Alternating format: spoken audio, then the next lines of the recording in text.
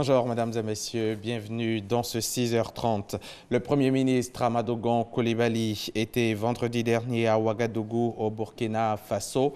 Dans la capitale burkinabé, le Premier ministre a rencontré son homologue burkinabé Paul Kabatieba en vue de préparer les prochaines rencontres du TAC, le traité d'amitié et de coopération entre les deux pays. Le nouveau président du groupe de la Banque islamique de développement, Dr Bandar Al-Ahjar, a choisi la Côte d'Ivoire pour sa première visite en Afrique subsaharienne. Il sera à Abidjan aujourd'hui même et ce jusqu'au 11 juillet prochain. La Côte d'Ivoire et le groupe de la Banque islamique de développement entretiennent d'excellentes relations de coopération depuis 2002. Au total, la banque a investi environ 600 milliards de francs CFA dans plusieurs secteurs d'activité. On écoute Francis Boifo. La ministre du Plan et du Développement, Nialé Kaba, veut s'assurer qu'aucun détail n'a été oublié concernant la mission qu'effectue le nouveau président du groupe de la Banque islamique de développement BID du 9 au 11 juillet prochain à Abidjan.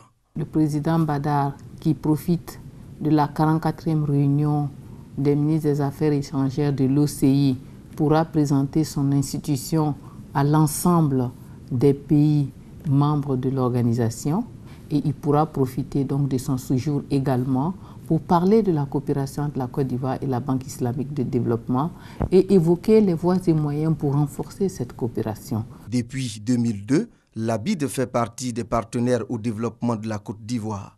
18 projets financés dans les secteurs de l'agriculture, l'éducation, la formation professionnelle, l'eau, l'assainissement, le transport. Le volume des interventions entre 2002 et aujourd'hui, 1,72 milliard de dollars. Soit près de 600 milliards de francs CFA d'investissement.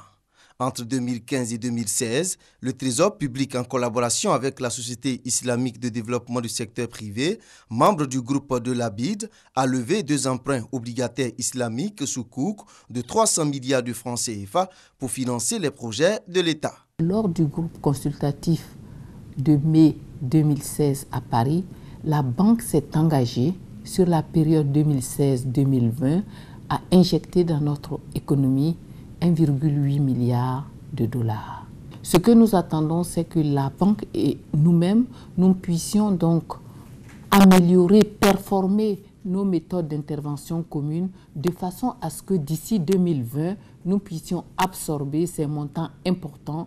Sans doute, la réunion des ministres des Affaires étrangères des pays membres de l'Organisation de la coopération islamique OCI, à laquelle prendra part le nouveau président du groupe de la BID lundi, va plancher sur les procédures de décaissement de cette banque islamique. La journée mondiale sans sac plastique a été célébrée le 3 juillet dernier. En Côte d'Ivoire, la célébration officielle a eu lieu hier samedi dans la commune du Plateau. Cette cérémonie a été l'occasion de sensibiliser la population sur les méfaits des sacs plastiques et encourager les entreprises de fabrication de sachets pour leur reconversion. On en parle avec Grace Kando. La Côte d'Ivoire veut s'inscrire au rang des pays engagés pour un monde sans sachets plastiques. Ce, dans l'optique de promouvoir un cadre de vie propre, un environnement marin sain, en vue de préserver la santé des populations. À l'occasion de la Journée mondiale sans sachets plastiques, la ministre Anne-Désirée Ouloto a fait remarquer que des avancées notables ont été enregistrées depuis la prise du décret en 2013.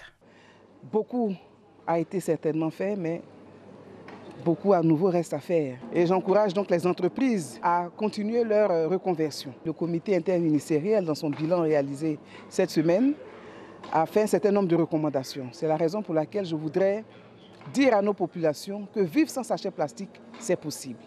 Il suffit de volonté. Nous passons le message au monde des commerçants, c'est-à-dire toutes les entreprises qui interviennent dans la distribution, aussi bien les grandes surfaces que les petits commerçants dans nos marchés, les femmes qui vendent du vivrier et également les artisans, et toutes les PME, PMI, toutes ces personnes sont concernées pour que l'application de la décision du gouvernement puisse être effective. Les sachets plastiques obstruent les ouvrages d'assainissement et 80% des déchets présents dans les océans sont des déchets d'origine plastique. C'est pourquoi opérateurs économiques et chefs traditionnels s'engagent dans la lutte. Nous sommes prêts au niveau de la chefferie traditionnelle à faire en sorte que les 9000 que nous sommes en Côte d'Ivoire, nous puissions dans tous les départements veiller à ce que la sensibilisation soit faite pour que la Côte d'Ivoire soit toujours en avance sur les autres pays. Nous avons déjà des producteurs ici en Côte d'Ivoire qui proposent des sacs réutilisables. Ça a été moins facile parce qu'on a eu le mécontentement de nombreux clients qui ont préféré laisser leurs achats plutôt que de devoir partir sans sac plastique. Et c'est là que la question se pose et qu'on doit vraiment être ferme sur nos positions et dire que l'environnement est ce qui est plus important. Zéro sachet plastique à l'horizon 2020, c'est ce à quoi s'engage le comité interministériel. Pour réussir ce pari, plusieurs actions sont prévues. L'extension de la lutte à la sous-région, la mise en place d'un cadre formel de collaboration avec les commerçants et la distinction des entreprises qui ont réussi leur reconversion.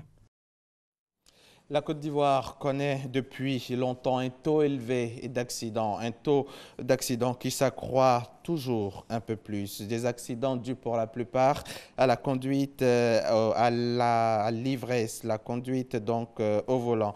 Quels sont les taux d'accidents? Que dit la loi en cas d'accident? L'assurance prend-elle en compte tous les cas d'accident et quelles sont les mesures prises? C'est un dossier et c'est signé Christian Mondé, commenté par Serge Collier. Cocody, cité Sogefia. Il est 7 heures. Nous sommes un samedi. Un automobiliste, revenu d'une virée arrosée, se retrouve dans une position inconfortable. L'homme semble endormi et son état inquiète. Il faut attendre l'arrivée des sapeurs-pompiers et les forces de l'ordre pour le voir enfin réagir. Il s'agit d'un automobiliste qui revenait sûrement d'une fête et qui a pris le ravalement et qui s'est retrouvé là pratiquement dans le ravin. Alertés par les habitants du quartier, nous sommes déportés tout de suite sur les lieux, avons sécurisé le véhicule. Ce monsieur a visiblement un peu trop levé le coude. Au volant de sa voiture, il s'est finalement retrouvé dans cette cité au grand étonnement des résidents.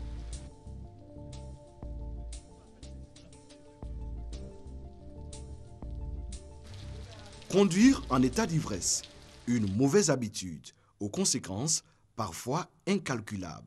Lorsque le conducteur, après avoir subi un test d'alcoolémie, se retrouve avec comme résultat 0,8 grammes d'alcool par litre de sang, on dit qu'il est en état d'ébriété par rapport à la conduite automobile.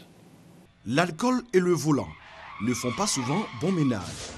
Diminution de la vigilance, allongement du temps de réaction, bref, l'alcool affecte directement les capacités physiques et les réflexes du conducteur. L'alcool, quand tu bois, tu es sur la direction, tu n'as pas de toi-même normalement. Tu peux créer un accident, tu peux créer des dégâts. Tu mets ta vie en jeu et puis tu mets la vie des autres aussi en danger. Ça, c'est très dangereux. C'est être inconscient. Pour certains automobilistes, l'alcool constitue un stimulant, une grave erreur que beaucoup commettent. Chaque année, la Côte d'Ivoire enregistre de nombreux cas d'accidents mortels causés par la conduite en état d'ivresse.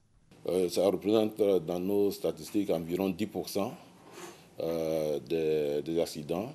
Ça fait, disons, 1000 accidents par an. Que dit la loi sur ce phénomène qui, chaque jour, endeuille de nombreuses familles? Il y a la loi numéro 63-527 du 26 décembre 1963 portant fixation des peines applicables à certaines infractions commises en matière de police de circulation. L'article premièrement de cette loi dit, et la loi est très claire là-dessus, que sera puni d'un emprisonnement de 2 mois à 1 an et d'une amende de 100 000 à 1 million de francs ou de l'une ou l'autre de ces deux peines, quiconque se trouvant en état d'ivresse ou sous l'empire d'un État alcoolique aura conduit ou tenté de conduire un véhicule. La preuve de l'état alcoolique donne immédiatement lieu à l'annulation du permis de conduire.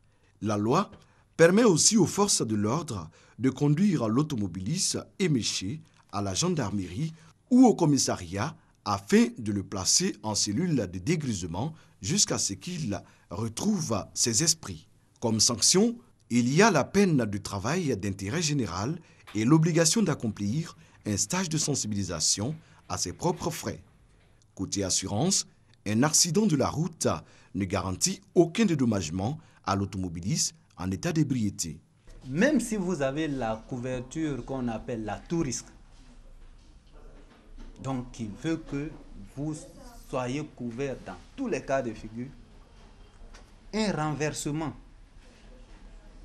du fait d'un état d'ébriété élevé n'est pas couvert. Ce qui est différent de la garantie responsabilité civile vis-à-vis des tiers. Cette garantie protège le tiers. Et tiers toute personne qui prend position à bord d'un véhicule autre que le conducteur. Pour une conduite responsable, des conseils d'usage s'imposent. Comme c'est le cas en saison de pluie, il vaut mieux réduire vraiment la consommation d'alcool pour prendre son volant. Il suffit simplement de changer les habitudes et vous vous rendrez compte que le taux d'accident va baisser et les assureurs pourront mieux servir la population. La consommation abusive d'alcool est la première cause de mortalité sur les routes. En Côte d'Ivoire, le constat est réel et inquiétant. L'alcool tue au volant. En plus des efforts déployés, il faut songer à mettre en place un test d'alcoolémie, des tests inexistants à ce jour sur nos routes. Cela peut contribuer à réduire au maximum les dégâts. Venons-en à présent à la célébration ce samedi de l'Union des peuples de la CEDEAO avec une grande délégation, une importante délégation ministérielle invitée du tournoi de football organisé par le groupe des ambassadeurs et consuls des États membres de la CEDEAO en Côte d'Ivoire. C'était au forum de l'université Félix Houphouët-Boigny de Cocody en présence du Premier ministre Amadou Gon Coulibaly. Le compte-rendu de nos envoyés spéciaux, le compte-rendu de nos reporters de RTI Sport. Une exécution magistrale des hymnes nationaux des 15 pays membres de la communauté économique des États de l'Afrique de l'Ouest pour symboliser l'union, la cohésion et l'entraide entre les peuples ouest-africains.